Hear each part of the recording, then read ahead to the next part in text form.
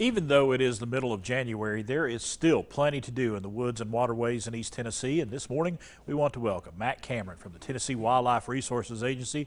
Talk about having fun and being safe in the great outdoors this winter. How you doing, Matthew? Doing well. Yourself? You know, I said a lot there, but there is, you know, even though it's cold, it's the weather around here. Wait 5 minutes, it'll change. Yep. But we got to be careful when it's cold outside. Yeah, And, certainly. no matter what we're doing, hunting, fishing, whatever it is. Yeah, there's a lot of good winter fishing. You know, growing Yeah. up as a kid, we bass fished mostly, and I didn't fish in the wintertime, and I didn't realize there's a whole variety of fish you can catch in the winter. Right. You know, crappie, walleye, sauger, smallmouth bass fishing's good. Trout fishing still good? Yes, so So- a lot of guys get out on the water, and Yeah. a lot of them won't wear a life jacket. You know, you should wear them all the time, but Right. especially in cold water situations. And the way they've got life jackets now, they're so thin. I mean, you almost don't even realize you have them on. They're not bulky like they used to be. So they're a Correct. little more comfortable, a little more ease of movement in them. Sure, the inflatables certainly Yeah. are, and then right now it's an extra layer of warmth if you put Right. one on, so just Yeah. to insulate your body. And the thing is, if you go overboard into that cold water, you're already wearing so many clothes, and you're going Right. to soak up that water quickly. And your chances of getting yourself out of that water, even if the boat is beside you, Right. are going to be pretty tough. That is a key right there, staying dry. I mean, stay dry in the winter. You're going to have a much better activity. You're actually going to have some more fun. It's not going to be as miserable, and you're going to stay safe, because if you get the least bit wet, hypothermia can set in quick.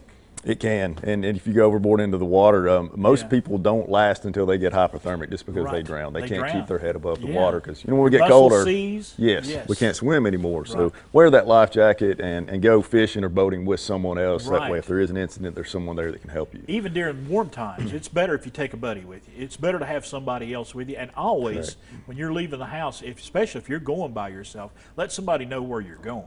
That's of utmost importance. And we've all got phones these days. Right. If your phone isn't waterproof, most of them are now, Right. put it in a Ziploc bag, have it in your pocket. That way, if you were to go overboard, at least you might have a way to call for some help, and we can get to you. Another thing, too, I think we need to keep, you know, we got a lot of TVA lakes around here, and during the winter they draw those lake levels down. So know where you're going. If you're boating especially, make sure you know where you're going and you got enough water underneath you, too. It's a great point. I hadn't considered that, but yeah, the Yeah. way the water levels fluctuate, there Right. could be islands or rocks, stumps, or anything Yes. you could hit out May there. not be something there that you were was there before. You know, that's one thing. And also, if you're waiting, I know a lot of trout fishermen make sure that they keep up with those TVA schedules on generation, because that water level can rise on you quick. Yeah, we've had several incidents where some of our technicians and managers were out and water's coming up and Yes. people get stuck out there and they've had to make rescues. So don't I had to walk let it about happen to you. I had to walk about 5 miles out of my way one time because I got caught on the wrong side of the river. So I had to walk to a bridge to get back across because Wow. they started generating.